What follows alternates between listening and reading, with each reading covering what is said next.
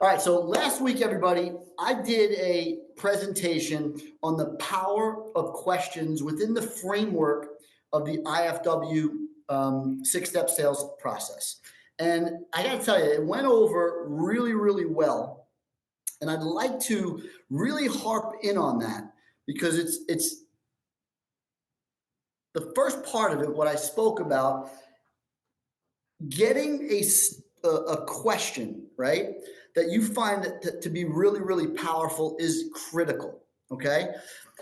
Steve Jobs, anybody here had heard me talk about the Steve Jobs question? Because you're going to hear me say it over and over again because it's, in my opinion, very powerful. And in my opinion, it's given me so much strength when I'm doing presentations. Because a lot of people say to me, they say, Erik, what should I say here? What should I say there? What should I say there? The first thing that I want you to think about is the power of asking a really, really magnificent question. And the example that I love to give is when Steve Jobs was trying to recruit John Scully, okay? He didn't give him a bunch of charts. He didn't give him a bunch of this and that. All he did was he asked him this really powerful question. And he said, John, let me ask you a question. Do you want to sell sugar and water for the rest of your life, or do you want to change the world? And that's all he said. So as we go through this six-step sales process today, what I'm going to try to do for you is give you lots of questions that you can ask that are going to give you the ability to the people, to have them self-discover, okay? Now, the first thing is these 4 critical questions, and I'm telling you, they are the simplest questions, but they are the root to finding out what matters to the prospective client. So the first question, very simple, everybody. We're on the fact finder now, where you're going to simply say, what is your biggest concern right now? Why are we here today? What's on your mind? And the thing that's critical about that is to dig, all right?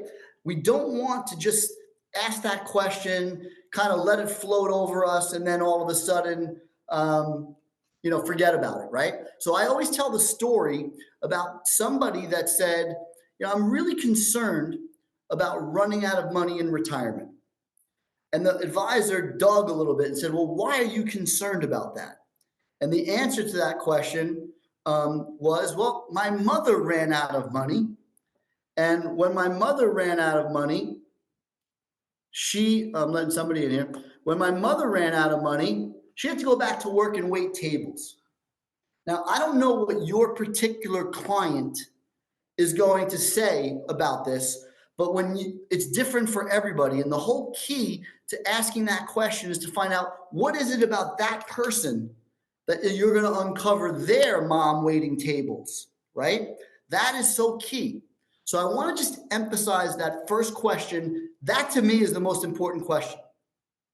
And if you don't know, I want everybody to think to themselves, all right, I'm working on this prospect. Gary, I'm going to pick on you, Gary Goldberg. I'm going to pick on you for a second. That case that you're working on right now, what's the most important? What's the biggest concern that person has? You're muted, Gary. How do I unmute? Like that? You're good. I believe she had 2 primary concerns that were intertwined. One was when she could retire because she's ready for it mentally. So she needed to know, can I do it next year, within 3 years, by age 65? She's 61 now. That's probably her first, but her other was, does she have enough money to live on throughout? Yeah, and by the way, that's going to be such a common question. Do I have enough? Will I run out? So you're going to hear that all the time. So Gary, what I want you to focus on, in my opinion, again, is that when you present to her the product or service that you weave back in, and I would have encouraged you to say, well, why is retiring now? You said she's burnt out, she's this, she's that, she's worried about running out of money. A few questions about well, why do you feel that way? Why are you worried about running out of money? Why are you wanting to retire so much right now? And take it one step further, Gary, And then when she gives you that answer back, all right, you're going to be able to say to her, by doing this, and I'll show you in step 6, by doing this, that's going to enable you to, not be as worried about running out of money. That's going to enable you to whatever she says, to be able to retire now. And if you, Gary, if you're the answer to that big question on her mind, she's going to work with you. If you don't solve that big problem, if she doesn't understand that, wait a second, so if I work with Gary, then I won't be worried and I'll be able to retire because I'm burnt out. I'm burnt out of retirement. I want to retire now. So does everybody see that connection? And again, this is to me, it's a slight thing, but it is literally the most important thing. I've learned from many coaches over the years that if you don't solve a problem for your client, they're not going to do business with you. Very rarely are they going to do business with you. So Gary, as you continue, and by the way, Gary, you're going to have to play the cat and mouse game probably. We all have to play that, right? You're going to have to call her back and all that kind of stuff. Well, if you leave her a message and you say, look, I'm really excited about getting together with you because I know that once we connect, we're going to be in a much better position so that you can, I just lost Gary, so that we can get you to be able to retire in a year. If you're going to remind her, because life's going to get in the way. Life's going to get complicated with this lady. And when you have that memory and that big concern that she had, and when everything you're doing, you're hitting that concern back and back again, you have a much better shot at getting her to take action with you. Make sense, Gary? Totally. Awesome. The second question, and this isn't as big of a motivator, is if money wasn't an issue for you, Mr. Jones, what would you do with your life? I want you to imagine for a second, money's not an issue for you. All your bills are paid on a monthly basis. You have a little bit excess every single month. What are you going to do with your time? Finding that out. That's achievement of dreams. So we can help people by showing them how to avoid their pains, the pain of this lady working that Gary was talking about, the pain of her being scared of running out of money. That's the biggest motivator, by the way. The second biggest motivator is the aspirations that they have. And you got to find out. Gary, I'm going to challenge you. Do you know the answer to that question for this client? Oh, yeah. Now I do. What's the answer? Well, repeat the question so I can answer it the way it should be. Well, if money wasn't an issue for her, what would she do with her time? In her case, she'd go hiking and travel. Awesome. Good job, Gary. I like it. So she likes to hike and travel. You know where she wants to go? Anything like that? She loves Colorado, and we're here near St. Louis. Awesome. So Gary, I'm impressed because most of the time, financial professionals, when you ask them, what is her concern? It's kind of like, well, I didn't think of that. I didn't think to ask that. So you know what her fears are and her concerns, and what her aspirations and her dreams are, hiking and traveling. So, you would want to be saying to her, when it comes to we'll use this example when we close the business in step number 6, but ultimately it's going to be something to the extent of, Mrs. Jones, I am so looking forward to being able, right now, if you keep doing what you're doing, you've got, a 65% chance of achieving your goals. And, that's a 65% of you being not concerned about running out of money, as you said you were concerned about. That's a 65% chance of you being able to hike and enjoy yourself and travel and all that. But if we just make a little tweak, we can move this money over here, and now all of a sudden we'll have a 96% chance. And I know it's a little uncomfortable to make change. Change is always a little bit uncomfortable for people. But my question to you, Mrs. Jones, Gary Goldberg's prospective client, would you rather stay where you are and have a 65% chance of being able to retire comfortably in a year and not run out of money? Or would you rather make a little tweak, a little adjustment, and all of a sudden have a 96% chance of achieving your goals, being on those hiking trails, enjoying yourself, not having to work anymore? What would you rather do? And then she's gonna, you know what she's gonna say. What is she gonna say, Gary? Well, I tell you what she said. This was just the other day. Tell me. I asked her almost verbatim what you just said. Beautiful. Because you and I talked, a few hours before she came in. And she looked at me, she looked a little cross-eyed, and she tilted her head, and she says, well, that's a stupid question. We have a good rapport. So she said, Right. the 97% chance probability. And I hope that the following thing you said to her was, what would you like the next steps to be? Did you say that? Oh, yeah. Yeah. And what did she say? She says, how do we get this done? That's usually how they ask. It's like, how? This is too confusing. So how do we get to that point? Awesome. So that case is looking optimistic. You didn't lock it in yet, but did you have the next meeting scheduled? Yeah. They never leave without an appointment. Follow up. Beautiful. Ever. Awesome. No, that's great. So she's bringing the wine. That's Friday. All right, awesome. So good. Gary, we'll a month from today, we'll get on this call and we'll talk about how you close. But I'm excited because you knew the answers, and the chances of you getting this business, I'm sure of it. I'm sure that there's part of the reason why you're getting this business is because you know the answers to those questions, because you're focusing your solution on the things that matter most to this person. Does everybody get that? I can't tell you, I've been training and doing this for so long, and I can't tell you how many times we forget to connect the dots between their concerns, their goals and aspirations, their concerns, what they want, their dreams, and the solution. And I love the way we tie it in with the score, okay? So Gary, I'm glad actually after our call, you went and spoke to her and had a positive experience. That's awesome. I can't tell you how happy that makes me. The third question that I like to ask is, I like to find out who their role models are, because I want them to mirror their role model. So I don't know if this lady has, her dad was really good with money or her mom was really bad with money, but you want to find that out. Now, Gary, who helps her make decisions? And by the way, Gary and I did not talk before the study group today.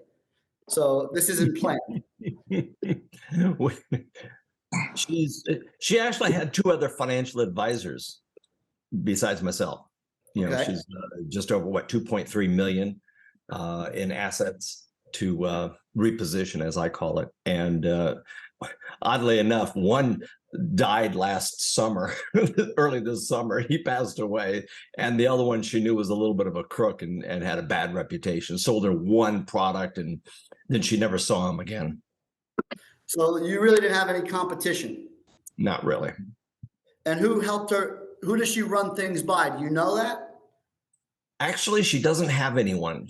Her parents are deceased. She's on her own. But okay, so she's also the got a decision PhD. maker. She's a pretty smart woman. She's a PhD, not a doctor, but she's right. And she's the decision maker. Yes. All right. So look, you're all set up for success. So I know we're going to meet next month, or you're going to text me and tell me, seal the deal with this person. But I love the idea that you showed her the two circles, the two scores, and you asked her that question, and she sort of said, well, that's a dumb question. That's what it's supposed to be, right? It's supposed to be a no-brainer. Yeah. All right? Yeah. So awesome job, Gary. And like I said, Gary and I didn't talk about this case. I had a meeting with him last week when I saw him on today. I was like, let me make sure I ask Gary about this. So that's awesome, Gary. Now, the next part of the 6-step sales process is where we meet with the client for that first meeting, or that the second meeting, so to speak. And this is what we just want to rehash those things that Gary just learned about this lady.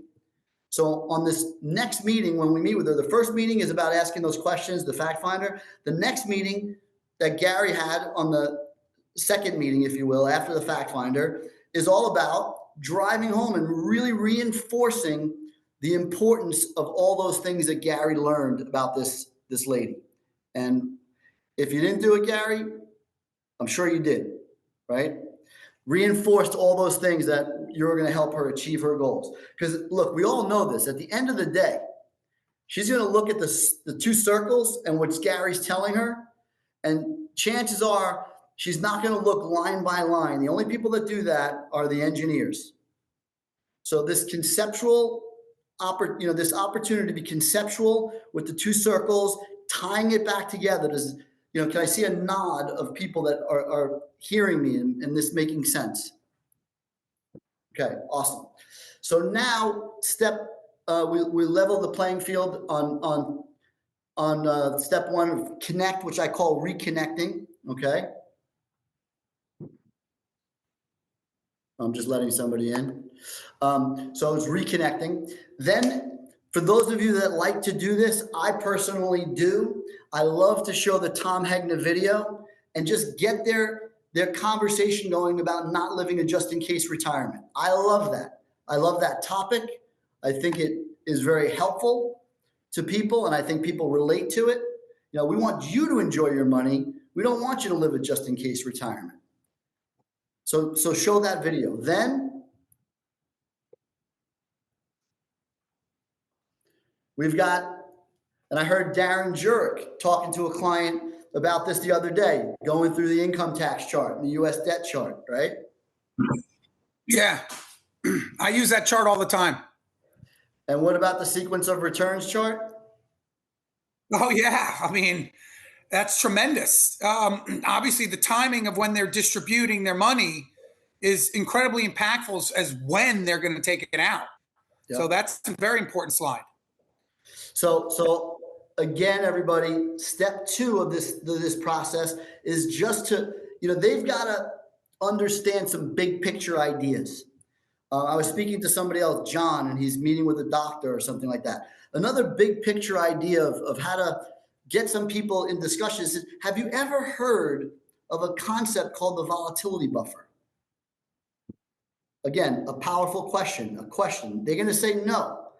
Explain that concept. Use these charts to explain how important it is to know the difference between what they've done their whole lives in terms of accumulating money and what they're going to do during distribution, and knowing the difference and just getting them to remember, look, at the end of the day, Mr. Jones, as we see here, if you don't have a very good couple of years in your retirement early on, you're much more susceptible of running out of money. You see that on the left-hand side?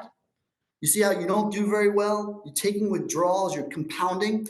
And as my friend Tom Hegna says, that's like dollar cost ravaging, right?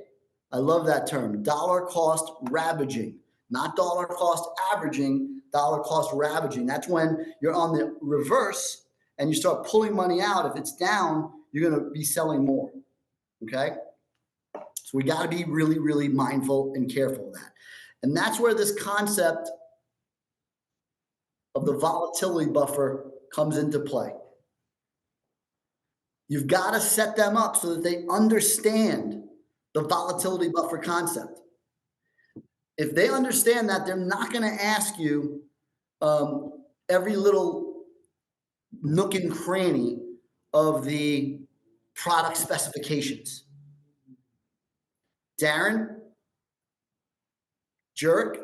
Sorry, Patrick Murphy, a client, was texting me, so I got interrupted for a second. I apologize. What was that again, Erik? No worries. No, I was just about to ask you a question. I know you recently closed a $1 million annuity. Yes. And we talked about the volatility buffer. I don't know the answer to this. Did you use the volatility buffer concept in that sale? Oh, absolutely. All of their money was in IRAs and in trust, all in equities. They have absolutely no protection. And they were very concerned about the markets. And when I introduced them to the volatility buffer, light bulbs were going off, and they were extremely excited. And it definitely helped me close the account. Absolutely. The volatility buffer is essential. Yep. So Darren just recently closed a $1 million annuity It happened to have been this one. A lot of times Darren closes cases that aren't IFW prospects, but this one happened to be an IFW prospect. And, more about the leads that we're talking about. But anyway, what Darren said was that he focused a lot, and you showed this sequence of returns, this chart, Darren. I showed him the chart, but I also showed him the numbers by incorporating the volatility buffer from where they're currently at to what the new score is. It went from almost 70 to 95. They were so impressed. They're like, when do we sign? Great. So it was a combination of the volatility buffer slide and the Monte Carlo simulation scores. Absolutely. All right. Awesome. So that's really helpful, Darren. And then what I'm going to do here, we go through step 3. That's just about verifying. Then we go to step number 4. Now, again, all of us, we all have this thing, we all do it, where we just talk and we don't engage. And the reason that we have this 6-step sales process framework is so that we have some questions that you can ask that get the client talking. Darren, were they familiar with Monte Carlo simulation, this couple? No, they weren't. I had to educate them on what it was and the history behind it. Yeah, that's it. And then you educate them and you say, look, this is a statistical modeling technique that takes things that are random and makes them very predictable. It's used by NASA to launch spaceships. It's used by engineers to build bridges and tunnels. And my favorite example, casinos use it to make sure they always win. And we know casinos are I don't think I would have been able to close them if it wasn't for this roadmap. So it's just so great. Oh, listen, we all I want everybody singing off the same sheet of music, not for any reason other than I want you guys to succeed, because the more you succeed, the more people see the story as a way to be successful and help them close more business. So, we've got a lot of evidence. A lot of you on the call, I've heard from closing business in different ways, but there's these themes. And the themes are asking good questions, right? Finding out their concerns, connecting their concerns to the solutions, educating them on the volatility buffer concept, because people are worried, right? So my favorite question, going back to questions, when you show them that 67%, right? Using Gary as an example, make believe, Gary, what's the first name of your client? Kim. I knew that. So Kim. Female. Yeah, I know. So Kim, let me ask you a question. You want to retire comfortably. You're dying to retire in a year and you're a little bit worried about running out of money. If I show you this 67%, how does that make you feel? Knowing that you have a 67% chance of achieving that, how does that make you feel? Very important question. How does that make you feel? You know what she's going to say. Unless it's 100%, she's going to say not, if it's 60 in the 60s or whatever, she's going to say, it doesn't feel that great. Okay. So how does that make you feel? The power of questions. That's a critical question that I think is essential. How does that make you feel? And again, just like Gary said to this lady, we know it's a stupid question. Of course, it makes me feel like shit, right? It doesn't make me feel good. Of course it doesn't. But we want them saying it, self-discovery, okay? So then that's when we say, but don't worry. Remember our conversation about the volatility buffer concept? Do you remember that conversation about not being forced to sell things that are down in value? Do you remember that conversation? Yeah. Well, right now you don't have a volatility buffer properly in your portfolio. So what I'm going to do is show you when we add the volatility buffer, and then we do those dynamic distributions where we take money out of the right bucket at the right time based on the market performance. Look at what happens to your score. You go from a 67% chance to a 96% chance. Again, what am I going to say? How does that make you feel? How does that make you feel? Very important question, because you're going to get them saying what you want them to say, right? So now, if you all remember, we do something called back briefing. Again, you guys are going to hear, and I hope I sound like a broken record. If I sound like a broken record and you're using these things in the field and you're getting the results that you want to get, I've done my job. So by combining the tools with this language, right, you're going to put this package together. So now what we want to say, we want to get them saying it. I don't know if either of you did this, Darren or Gary. If you did, great. If you didn't, it's okay. But if you did, I'd love to hear it. But the whole point here is getting them to come back to you and tell you why you improved and how you improved their situation. So what I do is I say it like this. I say, you know, it's so important for me as a financial professional to make sure that I communicate things to you in an easy to use and easy to understand way. Sometimes I do a great job, and then you're able to make an informed and educated decision. But candidly, sometimes I don't do the best job.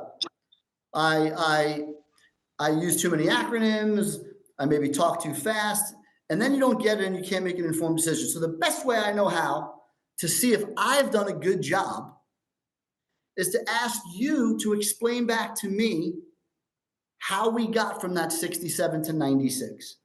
And I know that if you can explain it in simple words in your own language, then I know I've done a good job. So could you please do that for me? Okay, so that is an exercise called back briefing.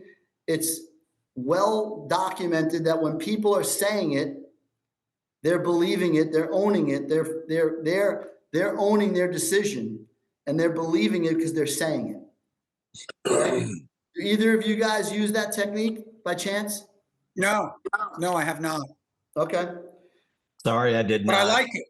I started to ask her, and she was a little confused. Still wasn't sure. All right. Well, again, a confused mind sometimes doesn't make decisions. So I want to encourage you all to you think about that. A lot of these things are about thinking. So like when you're in, and I don't want to give thousands of things for people to think about, but I'll give you an example. The example that I like to give is I was on a meeting with Darren Jurek, actually. This was a while back. And the guy had a question about, not a question, he was debating whether he should take a fee or if he should take a no-fee annuity. And he had a little bit of a surrender charge. And I literally thought to myself, what would a good Steve Jobs question be? Whenever I'm in a sales meeting, that's what I think of. I think of Steve Jobs. I really do. And I think to myself, what could I ask? And I remember it was simple, but I just asked this question to the guy. And I don't even know if you remember this, Darren, but I do. I said, let me ask you a question.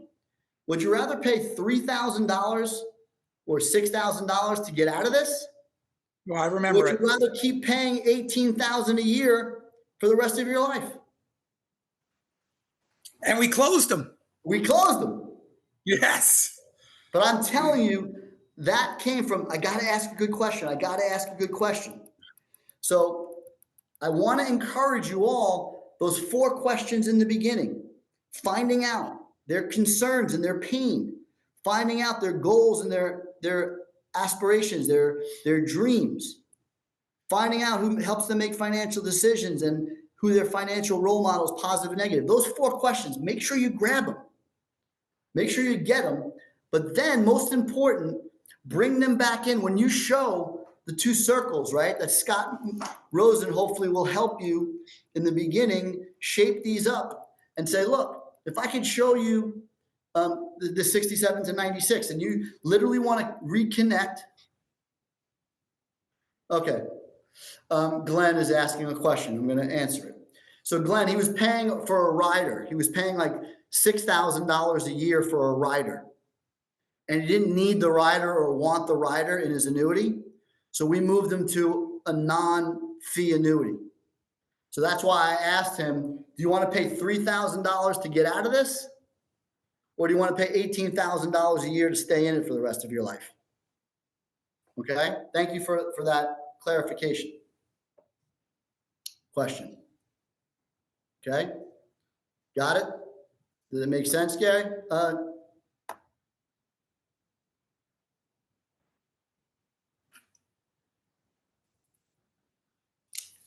Okay. Glenn, do you get that? Glenn asked the question. I just want to make sure he got it. So going back to the power of questions, right? The next question that you want to connect the dots with on step number 6, let's play with this a little bit. Darren, do you remember at all what the clients that you just closed that $1 million bucks? Do you remember what their concerns were? Protection of the market. They wanted protection from the market. They were worried about losing was their money. biggest concern. Yeah, even over taxes, was the protection from their losses.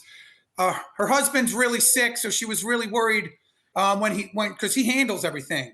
What's going to happen? So that was a big thing as far as trying to provide some protection, and the buffer was huge. Got it. Okay. So again, going back to it, you may say something to the extent of, you know, Mrs. Jones, I forget the name of your client, I'm not going to say it, but Mrs. Jones, you know, and I think this is a good line to get into our heads. You know, right now, based on what you're doing and having that exposure to the market, not only do you have more exposure and risk to your money, but you have a 67% chance of achieving your goals. However, if we make this adjustment and we move and we protect some of those assets, not only will you not have the risk of losing those assets, but you'll also have a 96% likelihood of achieving your goals. Which one of those makes more sense to you? So again, and it really, you know, like Gary said, it's a stupid question, right? I mean, he literally got the lady to come back to him and say, it's kind of a stupid question. So I'm glad that, and I hope that a few of these messages that I share with you are helpful. Does anybody have any additional questions, thoughts?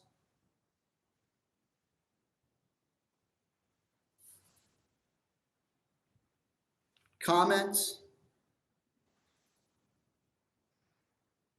I'll put in a comment because I've been using this for several years now, Erik, and everyone, this has really changed my career. It makes the sales process so much easier when you can show them your current destination and a future destination, and provide them such a difference of a success probability it's really incredibly powerful. And this roadmap has been a blessing for my career. So I just want to reiterate that over and over and over again, how impactful and powerful this is. Awesome. Well, I appreciate that very much. Well, I do very, very much. Darren, where do you get your leads? You get some of them from us. Well, predominantly, yes. Predominantly, I get them from you. So before I joined the IFW, you know, I've been in practice for almost 30 years, and I have my own book of business. So it's through my social media campaigns that I put out weekly through my website, and also just networking and referrals through my book of business. But most of the new business that I predominantly get is through the IFW, through the boutique program that I'm involved with them, which is incredible. And obviously I use this presentation with all my new accounts, whether it's IFW or not. Awesome.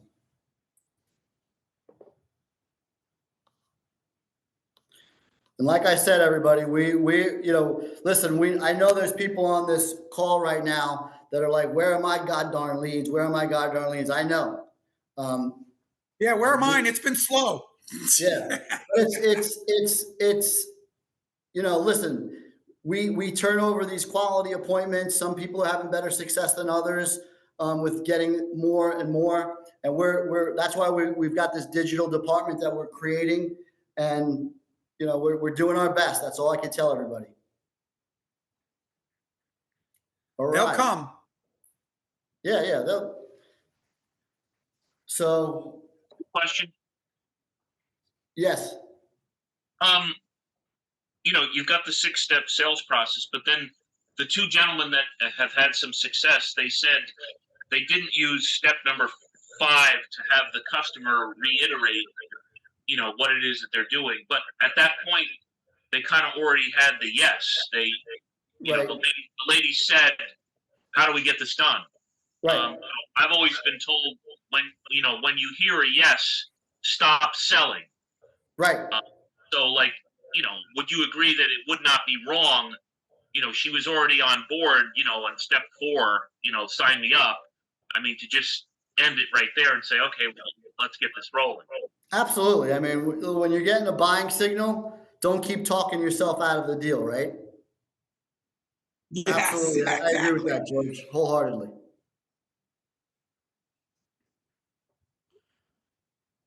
All right, everybody. Well, I want to thank you all, give you 10 minutes of your life back instead of being on here till 6. We did record this. It'll be being sent out. Gary, definitely text me when you close that deal. Those good stories get me excited. Oh my gosh, yes. Thanks, everybody.